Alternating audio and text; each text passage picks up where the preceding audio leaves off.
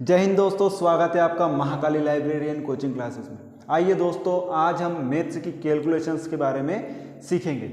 आइए दोस्तों, मैथ्स की कैलकुलेशन में होता क्या है, देखिए मैथ्स की कैलकुलेशन स्टार्ट होती है प्लस माइनस और गुणा भाग पर खत्म हो जाती है। ठीक है, मेन यदि आप कैलकुलेशन अर्थमेटिक वगैरह की बात करेंगे तो यहाँ पे मैथ्स आपकी क्या आती है, प्लस माइनस गुणा भाग, जहाँ पे सिंप्लीफिकेशन, बोर्ड मास, आपके अर्थमेटिक के जितने भी टॉपिक्स हैं दोस्तों, वहाँ पे आपको यही देखने को मिलता है और यही दोस्तों सभी को प्रॉब्लम आती है। प्रॉब्लम अब स्टार्ट कहाँ से होती है, सबसे पहला आता है दोस्तों जोड़ घटाव। एक और चिन्ह ले लीजिए दोस्तों बराबर, क्योंकि यही अल्टी पल्टी कर देता है, क्योंकि सारी अर्थमेटिक में पूरी प्रॉब्लम ये बराबर ही क्रिएट करता है। क्योंकि बच्चा प्लस माइनस गुणा भाग सीख जाता है, पर ये बराबर के इधर उधर ले जाने में बहुत कंफ्यूजन होता है। तो आइए सबसे पहले हम बराबर की ही बात कर लेते हैं आज, ठीक है, क्योंकि ये बराबर सबसे ज़्यादा कंफ्यूजन करता है। तो आइए हम शुरू में है सबसे पहले बराबर की बात कर लेते हैं दोस्तों। तो बराबर में होता क्या है, मान लो आपके पास में कोई समीकरण ऐसे दी गई है, कैसे दी गई है, ऐसे, या फिर यहाँ पे आप लिख लीजिए कुछ भी, जैसे कि आपने यहाँ लिख लिया कितना, यहाँ पे लिख लिया आपने कितना 3। यहाँ पे आपसे पूछा जाता है क्या कि y का मान कितना होगा। क्या पूछा जाता है दोस्तों कि y का मान कितना होगा। ऐसी आपके पास में यदि समीकरण हो तो कुल मिला के हम यहाँ से आपको ओनली सॉल्यूशन करने का तरीका बता रहे हैं। अब ये बराबर को आप जादू का गेट मान लो, जादू का गेट। जादू का गेट से मतलब क्या है दोस्तों, इसको जब भी कोई पार करेगा, मतलब यदि इधर वाले ने पार करा या फिर इधर वाले ने पार करा, इधर वाले ने यदि पार करा तो ये माइनस प्लस में चेंज हो जाएगा, और इधर वाले ने यदि पार करा तो ये प्लस का है तो ये माइनस का चेंज हो जाएगा। पर अपने को आवश्यकता किसकी है, क्योंकि दोस्तों आवश्यकता ही आविष्कार की जननी होती है। तो यहाँ पे आवश्यकता ढूंढे, आपको आवश्यकता है y का मान निकालने की। तो y का मान कैसे निकालोगे, ये आपके पास में क्या लिखा है दोस्तों y, तो ये 2y बराबर यहाँ पे 3। अब y का मान निकालना है, इसलिए आवश्यकता किसकी है कि इसको मैं जादुई गेट के बाहर पहुंचाऊं। तो जब ये जादुई गेट के बाहर जाएगा तो ये माइनस जादू में प्लस हो जाएगा। ठीक है, एक जादू होगा जिससे क्या होगा, माइनस प्लस में कन्वर्ट हो जाता है।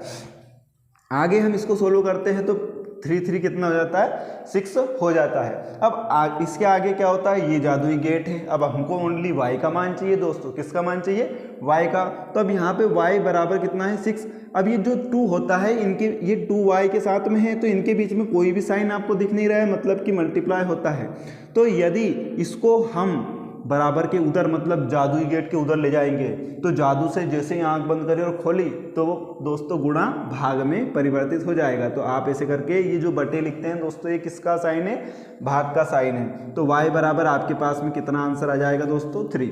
तो कुल मिला के ये जो जादू का गेट होता है बराबर, ठीक है, इसके इधर उधर ले जाने पे प्लस जो है माइनस में चेंज हो जाता है और माइनस जो है प्लस में।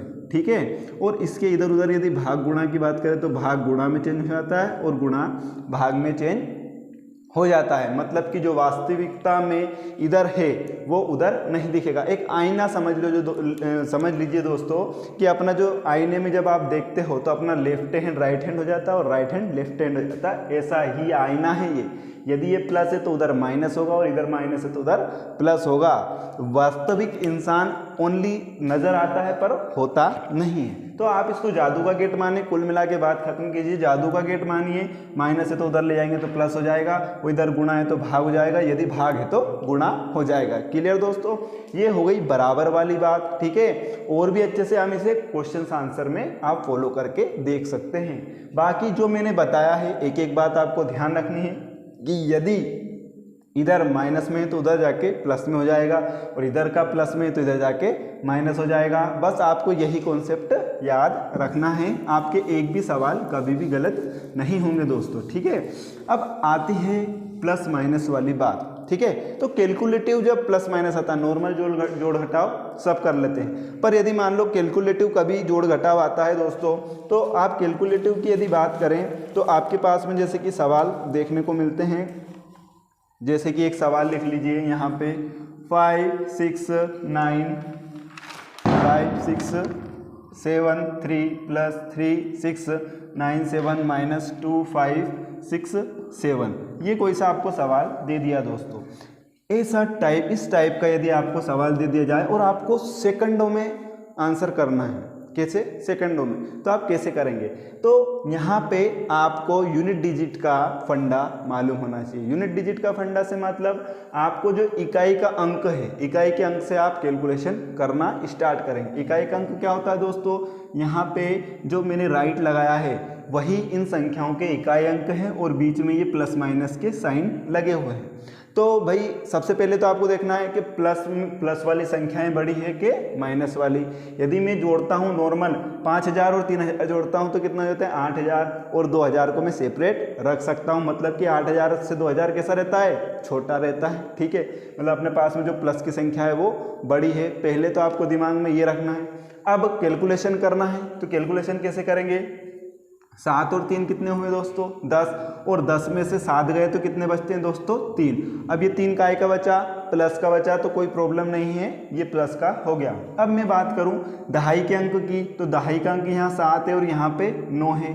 तो 7 और 9 कितने हो गए दोस्तों, 7 और 9 आपने हो जाते हैं 16, और 16 और 6 कितने हो जाते हैं, 16 में से 6 जाएंगे तो कितने बचते हैं दोस्तों 10 बचते हैं। तो 10 का 0 यहाँ ले लो, और बाकी आप जो जोड़ घटाव नॉर्मल करते हैं उसमें हासिल का 1 लेते हैं, तो वो 1 आप हासिल का यहाँ डिनोट कर सकते हैं। अब आपको तीसरी वाला अंक जो इकाई दहाई सैकड़ा आता है उसको जोड़ना है। सैकड़े में इधर कितना है 5, इधर कितने 6, तो इधर अभी तो घटेगा, तो 6 में से 5 गया तो कितना बचा प्लस का 1, और यहाँ पे वो 1 ऐड हो जाएगा, तो 6 7 और एक 8 यहाँ पे हो जाएगा। अब यहाँ बात करते हैं तो 5 3 कितने हो जाते हैं 8, और 8 में से 2 गए तो 6 बचते हैं। ठीक है दोस्तों, तो ये आपका क्या हो जाएगा आंसर 6803। आई रही बात समझ में, आ रही बात दोस्तों समझ में। क्या किया हमने एक एक यूनिट को, देखो यदि आप कंपटीशन की तैयारी कर रहे हैं और कॉम्पिटिटिव मैथ्स कर रहे हैं तो यहाँ आप ऑप्शन से उड़ा सकते थे। आपके इकाई के अंक से, इकाई और दहाई के अंक से आपको ऑप्शन मिल जाता। मान लो नहीं मिलता तो आप वही प्रोसीजर आगे लगाते चलते। तो ये जोड़ घटाव का दोस्तों नियम है। ऐसा जरूरी नहीं है कि आप ये प्लस प्लस वाली पहले उठाओ और फिर जोड़ो। आपको यूनिटी वाला फंडा यानी यूनिट से जोड़ना आता है, जोड़ना घटाना आता है, और इसके लिए आपको प्रैक्टिस लगेगी। तरीका दोस्तों मैंने आपके सामने रख दिया है कैसे करना है। एक और डाउट आता है जो कि मैं अभी अगले क्वेश्चन में उसको क्लियर करवाने वाला हूँ। वो डाउट कैसा आता है कि भैया मान लो कि माइनस माइनस वाली 2 संख्या हो गई और हासिल वाला यदि उसमें माइनस वाला रहा तो कैसे करेंगे। देखिए वो वाला डाउट भी अपन क्लियर कर लेते हैं। तो अपने को तरीके मालूम होना चाहिए। जैसे कि आपके पास में सवाल आ गया दोस्तों 9 7 5 3 -3 8 9 7 -5 3 2 3, ऐसा कोई सा आपको सवाल देखने को मिला। तो अब यहाँ पे आपको क्या करना है दोस्तों, जैसे कि अब मैं देखूंगा तो वैसे मेरी प्लस की बड़ी है, प्लस की संख्या बड़ी है, पर यहाँ पे मैंने जैसे ही 1 इकाई यूनिट उठाई, इकाई यूनिट यानी वंस नंबर जब मैंने उठाया तो यहाँ पे देखा माइनस माइनस वाले जुड़ जाती है, तो 9 और 3 10 हो गए, और इन 10 में से मेरे को ये 3 घटेगा क्योंकि ये प्लस का है, आपके पास में ये प्लस का है। तो आपके पास में यहाँ पे कितना बच रहा है दोस्तों 7। अब माइनस का 7 बच रहा है, तो इसको कैसे करना है, आपको इधर से एक क्या ले लेना है, इकाई मतलब हासिल ले लेना है। जैसे आप नॉर्मल करते हैं ना जोड़ घटाव में, वही फंडा आपको यहाँ लगाना है। तो मैंने यहाँ से एक हासिल ले लिया और वो किस में ऐड कर दिया, मान लो ये बड़ी थी तो यहाँ मैंने कितना मान लिया इसको 13, कितना मान लिया 13, और यहाँ पे कितना हो गया दोस्तों ये 4 हो गया। कितना हो गया था 4 हो गया। तो अब मेरे को क्या करना है, क्योंकि मैंने सबसे पहले क्या देखना था, बड़ी है या छोटी, संख्या कौन सी बड़ी है, प्लस वाली बड़ी है या ऐड करने पे माइनस वाली बड़ी आती है। तो यहाँ मैंने देखा तो अनुमान से ये 9000 है और ये 5 3 8000 ही हो रहे हैं, मतलब कि अनुमान मेरा क्या है कि ये वाली बड़ी है। ठीक है, अब मैंने अनुमान से जैसे ही किया तो यहाँ 13 में से क्या चले गया दोस्तों, ये 13 है, अब 13 में से मैंने 10 घटा दिए, ये 10 हुए थे, 13 में से 10 गए तो आपके पास में, या फिर ये माइनस का 7 आया था ना आपका, तो इसे 10 में से माइनस कर दीजिएगा दोस्तों, तो आपके पास कितना बचेगा 3 बचेगा। अब वापस से वही प्रोसीजर हो रहा है, देखिए 9 और 2 11 हो रहा है, और ये वाली संख्या 5, मतलब ये अब अपने पास में 4 बचा। तो 4 अपना छोटा आएगा क्योंकि इन दोनों को घटाएंगे तो भैया 11 हो जाएगा। तो यहाँ पे मैंने करा 9 2 11, तो इसको क्या मान लो दोस्तों 14, और इससे अपन ने हासिल लिया है तो यहाँ पे ये क्या हो जाएगा आपके पास में 6 हो जाएगा। तो 14 में से दोस्तों 11 जाएगा तो कितना बचता है 3 बचता है। ठीक है, फिर अगला करेंगे तो 8 और 3 दोस्तों 11 होता है, और यहाँ पे अपने पास 6 है तो इसको भी हासिल ले लिया, और यहाँ से ये क्या बच गया 8 बच गया। तो 16 में से अपने पास में कितने 8 और 3 11 गए, तो 16 में से अपने पास 11 गए तो दोस्तों कितना बचा 5 बचा। अब ये 8 है और 5 और 3 क्या होता है 8, 8 और 8 में से 8 गया तो 0, तो ये दोस्तों आपके पास में क्या आ जाएगा आंसर आ जाएगा। ठीक है दोस्तों, तो ये कैलकुलेशन की शॉर्ट मेथड से जो कि आप यदि प्रैक्टिस करेंगे तो बहुत ही जल्दी आसानी से लेंदी सवाल, मतलब बहुत बड़े से बड़े सवाल आप यूनिट डिजिट से ही उड़ा देंगे। यूनिट डिजिट मतलब इकाई और दहाई का ही अंक आपके पास में आपको आंसर दे जाएगा, मतलब जिसके आंसर 33 देगा वो आपका आंसर हो जाएगा। हम इसकी सीरीज भी लाएंगे, बड़े से बड़े सवाल भी लाएंगे, और ये मेथड से आपको सेकंडों में भी सॉल्व करवाएंगे। पर अभी हम आपको ओनली माध्यम तरीके बता रहे हैं कि आप इनको ऐसे आसानी से सॉल्व कर सकते हैं। आप इनकी प्रैक्टिस कीजिएगा, इस तरीके से आपको आसानी से सवाल आने लग जाएंगे। ठीक है दोस्तों, अब अपन अगली बात करते हैं। अगली आती है दोस्तों क्या गुणा भाग की। तो कौन कौन से गुणा आसानी से अपन सोल्व कर सकते हैं, भाग कौन कौन से आसानी से सोल्व कर सकते हैं। यदि दोस्तों मैं मल्टीप्लाई वाली बात करूं तो वैसे तो मल्टीप्लाइंग मेथड के बहुत सारे कॉन्सेप्ट रहते हैं, पर हम ओनली उन्हीं की बात करेंगे जो हमें याद रह सकते हैं। ठीक है, जिनको हम थोड़ा बहुत याद रख के और उसको जो भी समीकरण में हम अच्छे से फटाक से सटीक से आंसर ला सकते हैं। तो आइए बात करते हैं उन सवालों की। जैसे कि दोस्तों यदि मैं बात करूं 5 वाले की, जैसे कि यहाँ पे मेरे पास में 5 है और 5 में मैं जैसे कि यहाँ पे 6 है, 5 × 6 है। यहाँ आप आसानी से बोल दोगे कि सर जी यहाँ पे आंसर कितना आ गया 30 आ गया। पर यदि आप इसको सोचें अच्छे तरीके से, मतलब कैसा कि जब 5 × 2 का मल्टीप्लाई करते हैं तो आपके पास क्या बन जाता है 0 आ जाता है।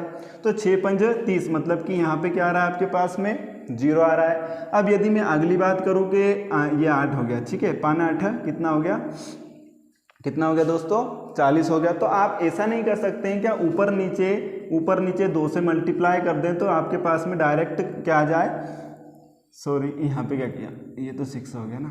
ऊपर नीचे यदि मैं 2 से मल्टीप्लाई कर देता हूँ तो देखो 5 दूना 10 और ये 3 बचता है, तो डायरेक्ट आप 3 के पीछे क्या लगाएंगे एक 0 लगाएंगे।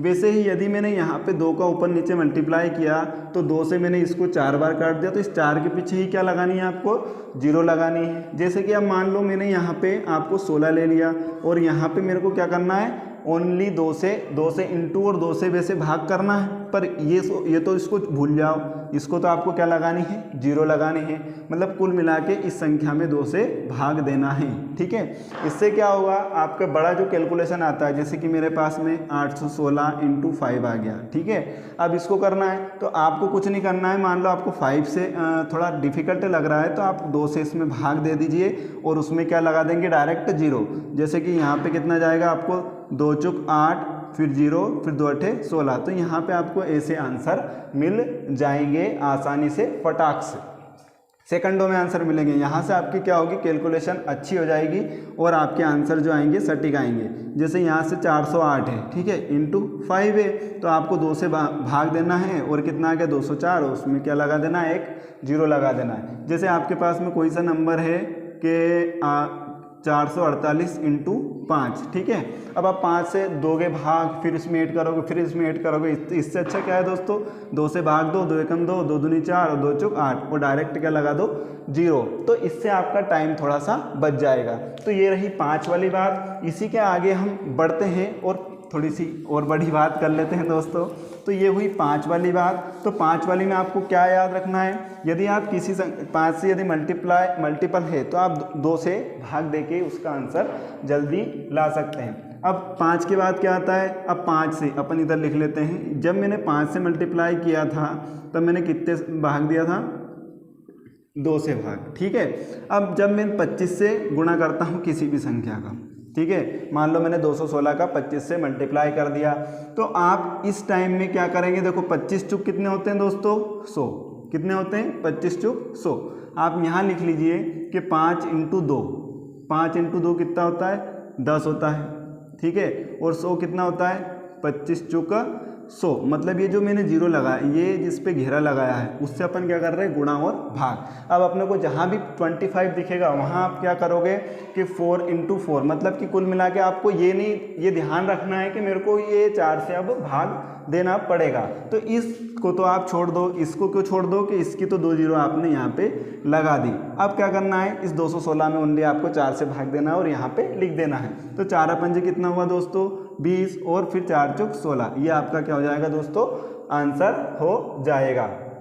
अगली वापस बात करते हैं, जैसे कि 24 और क्या आ गया आपके पास में 512। तो आप क्या करोगे, 25 ही अपने पास में, सॉरी यहाँ पे 25 है ना, 25 × 512/4। तो अब आपको क्या करना है, डायरेक्ट इससे इसमें गुणा करना है। एक 4 तो आपके पास में रहेगा ही ऊपर, तो 4 एकम 4, 4 दूना 8, 4 8 32, तो कितना आ गया 128 और 00। ये आपका क्या हो जाएगा आंसर। जस्ट सेकंडों में आपके आंसर आएंगे, बस आपको थोड़ी सी चीज़ें क्या रखना है, याद रखना है, ठीक है दोस्तों। अब अगली बात हम कर लेते हैं किसकी, ये तो हो गया कितना। अब 1000 किसके पहाड़े में आता है, कितना टाइम्स करने पे आता है, तो आप बोलेंगे 125 है, 125 अठे मतलब कि 100 अठे कितना होता है 800, मतलब 100 अठे 800, और ये 25 ऊपर है, 25 अठे 25 चौक 100 और 25 अठे 200। तो यहाँ पे इसका 8 टाइम्स, मतलब कि यदि मैं 125 का 125 का 8 टाइम्स करता हूँ तो कितनी जीरो आ जाती है दोस्तों, 3 जीरो लग जाती है। तो यहाँ पे यदि आपको कोई सा भी सवाल ऐसा दे दिया गया और आपसे बोल दिया कि भाई अब बता क्या आएगा, तो आप क्या ऐसे कैलकुलेशन करने बैठेंगे क्या, आपको डायरेक्ट क्या करना है दोस्तों, 8 से मल्टीप्लाई करके और कितनी जीरो लगा देनी है, 3 जीरो। तो 8 से डिवाइड करके, क्या करके डिवाइड करके, तो डिवाइड किया मैंने 8 से, तो 8 एकम 8 बचा 2, 8 ते 24, 8 ते 24, ये आपका क्या हो जाएगा दोस्तों, आंसर हो जाएगा। तो ये मल्टीप्लाई की ट्रिक्स हैं जो कि आप मेथड्स हैं जो कि आप लगा सकते हैं। मान लो यहाँ पे 512 लिख दिया तो कैसे करेंगे, तो यहाँ पे आपको 8 से डिवाइड करना है, 8 से डिवाइड करेंगे तो 64 आ जाएगा, और 3 जीरो आपकी किसकी लग जाएगी यहाँ पे, क्योंकि 8 से जब भी अपन मल्टीप्लाई करते हैं तो इससे अब अपने को क्या करना है, 125 के साथ में क्या आता है, 8 आता है, जिससे कि मल्टीप्लाई डिवाइड करने पे आपके आंसर बहुत जल्दी बन जाते हैं, ठीक है दोस्तों। अब इसी में थोड़ा सा क्या रहता है कि डेसिबल वाला यदि आ गया, जैसे कि इसी सवाल में इन्हीं में देख लेते हैं अपन थोड़ा सा। यहाँ पे आपको यदि दे दिया डेसिबल में, जैसे कि 125 इंटू क्या ले लो आप 2064, यहाँ कहीं पे आपको लगा दिया क्या पॉइंट।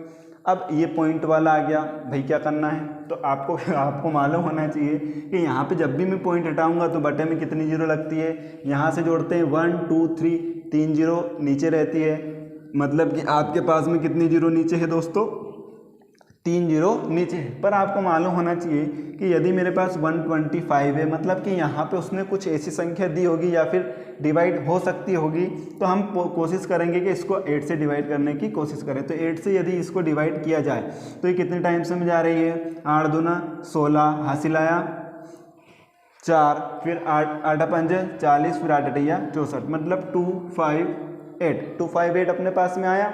अब यहाँ पे क्या करते हैं अपन, जब भी 8 से मल्टीप्लाई करते हैं तो कितनी जीरो लगाते हैं, 3, और 3 ही कहाँ थी नीचे, तो आपका आंसर कितना जाएगा दोस्तों 258। तो यहाँ पे मेरे कहने का मतलब ये है, यदि आपको 125 के साथ में यदि ऐसे फैक्टर मिले जो कि 8 से डिविजिबल है तो आपको ज़्यादा परेशान होने की आवश्यकता नहीं है, आप ऐसे मेथड्स का यूज़ कर सकते हैं, जिससे आपकी क्या होगी, कैलकुलेशन आसान होगी, कैलकुलेशन स्पीड स्ट्रॉन्ग होगी, आपकी रीजनिंग पावर भी इसी से स्ट्रॉन्ग होती है, ठीक है दोस्तों।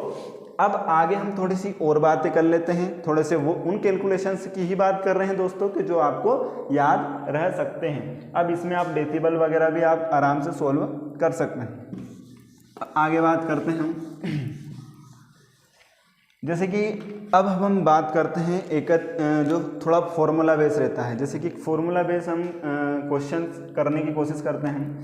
जैसे कि आपके पास में आ जाता है कभी कभी 63 इंटू 60 ये 7 आपके पास में ऐसा आ गया, तो आप इसको दोस्तों कैसे सोल्व करेंगे। यदि आपके पास में आ गया 27 इंटू 23 तो आप इसको कैसे सोल्व करेंगे? यदि आपके पास में आ गया 22 इंटू 18 या फिर आपके पास में बड़ा सा आप ले लें तो इसको सोल्व कर सकते हैं क्या?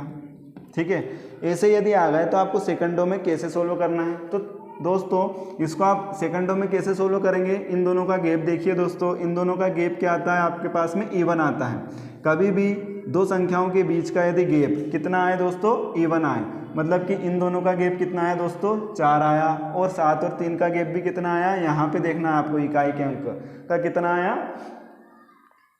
सॉरी 6 ही आएगा दोस्तों। कितना आएगा? गैप कितना आता है यहाँ पे? मतलब कि 63 से 67 में जाने पर कितना आता है दोस्तों? सॉरी दोस्तों, यहाँ पे थोड़ा सा जल्दबाजी में गड़बड़े हो रही हैं। तो 63 से 64 में जाने पर मतलब कितने गैप आते हैं? तो 4 गैप आते हैं। मतलब इन दोनों के यदि बीच की बात करूँ मैं तो आपके पास में बीच में जो नंबर आता है वो कितना आता है? 65। और इसी में जितने का गैप है इधर भी 2 का है। मतलब यदि आप संख्याएं लिखते हैं 63, 64, 65 फिर 66, 67 तो यहाँ भी 2 छूट गई और यहाँ भी 2 छूट गई और बीच का नंबर हमने उठा लिया। तो यहाँ पे क्या कर दिया हमने? 65 का स्क्वायर और 2 का गैप था 2 का, तो इधर कर दिया 2 का स्क्वायर। मतलब कि 65 का स्क्वायर आप कैसे करते हैं कि 55 25 और 6 7 42 माइनस क्या कर देंगे? 4, 2 दूना 4, तो आपके पास में आंसर कितना जाएगा दोस्तों? 42 21। ठीक है, चलो इसके पहले हम थोड़ा सा अभी यहाँ पे रुकते हैं। इसके पहले हम ये एकाधिकन पूर्वण वाला कॉन्सेप्ट करने का प्रयास करते हैं दोस्तों, उससे आपको यहाँ पे और अच्छा से समझ में आ जाएगा। ये थोड़ा सा अपन रुक जाते हैं यहाँ पे इसके लिए, क्योंकि अभी ये डायरेक्ट अपन ने उठा लिया तो शायद आपको 65 का नहीं आता होगा, तो क्या करेंगे? तो आइए हम सीखते हैं। जैसे कि आपके पास में किसी भी संख्या जैसे 5 हुई तो 5 का स्क्वायर दोस्तों क्या होता है? नॉर्मल 25 होता है। और यदि हम इसके आगे बात करें तो 25 इंटू यदि 15 इंटू 15 की बात करते हैं पहले, 15 इंटू 15 हो गया। तो इसको कैसे सोल्व करते हैं? तो ये इकाई का अंक मतलब 5 इंटू 5 तो 25 ही हुआ, पर ये जो इकाई है दहाई, मतलब कि जो दहाई के अंक रहते हैं 15 के, उसमें या तो आप इधर वाले 15 में या फिर इधर वाले 15 में किसी में भी 1 ऐड कर देना, तो ये अंक कितना हो जाता है? 2। अब इन दोनों का क्या कर देंगे? मल्टीप्लाई, तो 2 1 जा 2 तो 225 आ जाएगा। 25 इंटू 25 ऐसे ही आपको करना है, तो यहाँ पे कितना जाएगा?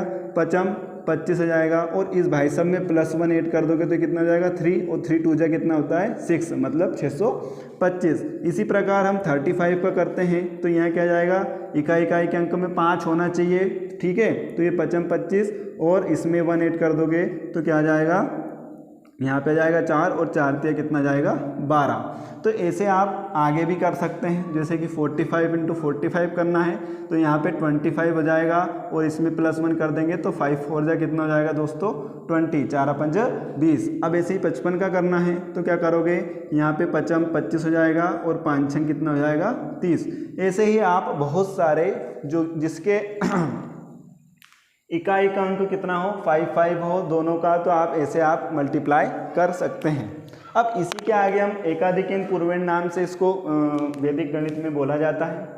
अब यदि हम इसी के आगे बात करें इसी कॉन्सेप्ट पे, तो वो होता क्या है दोस्तों? यहाँ पे ये सब चीज़ें हुई क्यों हैं? ये चीज़ें इसलिए हुई है, इसका कारण भी जान लीजिए कि यहाँ पे जो इकाई के अंक है इनका योग कितना आ रहा था? 10 आ रहा था। देख लीजिए हर टाइम में 5 कितने हो रहे हैं? 10 हो रहे हैं। मतलब योग कितना आ रहा था? इकाई के डिजिट का इकाई प्लस इकाई कितना आ रहा था? 10 आ रहा था। ये आपको ध्यान रखना है।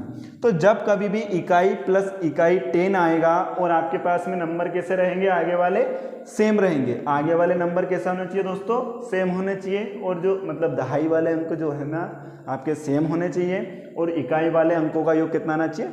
10 आना चाहिए। तो ये विधि काम कर जाती है। जैसे कि हम और नंबर ले लेते हैं जिससे आपको क्लियर हो जाए कि एकाधिकन पूर्वण और कहाँ कहाँ काम करती है। आइए यहाँ आपने ले लिया कितना? 73 इंटू 77 ये ले लिया। तो यहाँ पे आपके पास में क्या है दोस्तों? 7 इंटू 7 मतलब 7 और 3 मतलब इकाई प्लस इकाई। अभी क्या कॉन्सेप्ट सीखा? इकाई प्लस इकाई 10 होना चाहिए। तो यहाँ पे 3 + 7 10 हो रही है। मतलब कि यहाँ पे क्या हो सकता है?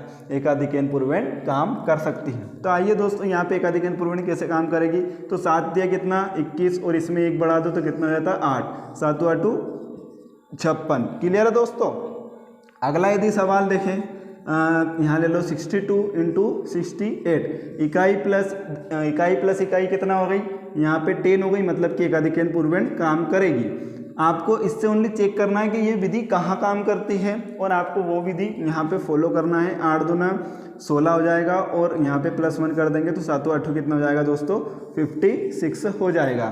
तो आपको कॉन्सेप्ट समझ में आया होगा। इसमें मैंने क्या समझाने का प्रयास किया है, जैसे कि आपने 55 इंटू 55 किया था तो इसमें एकाधिक n पूर्णांक काम करते हैं, जो कि अधिकतर लोगों को यहाँ पे +1 कर देते हैं, 6 हो जाता है, 6 इंटू वापस से 5 कर देते हैं तो कितना हो जाता है, 5 6 30। तो अधिकतर लोगों को ये 5 वाला कॉन्सेप्ट तो मालूम है, पर उसी के आगे यदि हम चर्चा करें तो ये वाकई में बहुत ही काम की चीज़ है, जो कि इकाई के अंकों का योग 10 होने पर काम करती है, इकाई के अंकों का योग 10 होने पर बहुत अच्छे से काम करती है। इसी के विपरीत दोस्तों, बहुत ही मज़ेदार बात कि इसी के विपरीत मान लो कि यार अभी तो इकाई के अंक वाली बात हुई, मान लो कि दहाई का अंक का योग 10 हो जाता तो कैसे सोल्व होता।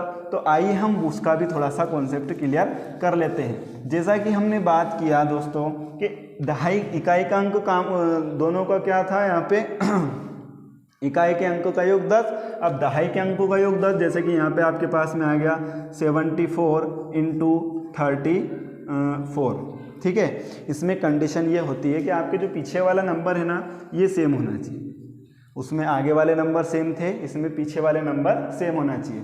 तो यहाँ पे दोस्तों क्या होता है, यहाँ पे होता है कि आपके पास में ये वाले नंबर सेम हैं, तो आपके पास में होता क्या है कि इन दोनों का गुणा, किन दोनों का गुणा, पहले नंबर वालों का गुणा। तो इन दोनों का गुणा करके आप क्या लिख लेंगे, 7 तिया 21, ठीक है। फिर ये जो नंबर रहता है, कौन सा नंबर, ये वाला, इसको आप क्या कर देंगे, 8 कर देंगे तो कितना आ जाता है 25, और ये जो होता है 4 चौक 16, वैसा का वैसा ही आप लिख देंगे तो इसका आंसर ये आ जाएगा। इसी के बाद हम बात कर लेते हैं, मान लो कि आपके पास में आ गया कोई सा नंबर, ये वाला आ गया, ठीक है। तो आप क्या करोगे, यहाँ पे 6 चौक 24 24, और ये वाला जो 7 है इसको आप यहाँ पे ऐड कर देंगे तो कितना आ जाता है दोस्तों, इसमें 7 ऐड करोगे तो आ जाएगा आपके पास में 31, और 7 7 कितना हो जाता है 49। आशा करता हूँ दोस्तों ये लॉजिक्स आपको बहुत ही अच्छे से समझ में आ रहे होंगे, ठीक है। अब अगली बात यदि हम करते हैं दोस्तों, अगली बात यदि हम करते हैं तो ये वाला वापस से जो मैंने छोड़ा था बीच में उसी वाले पे बात कर लेते हैं, यही अपना आखिरी कॉन्सेप्ट भी होगा।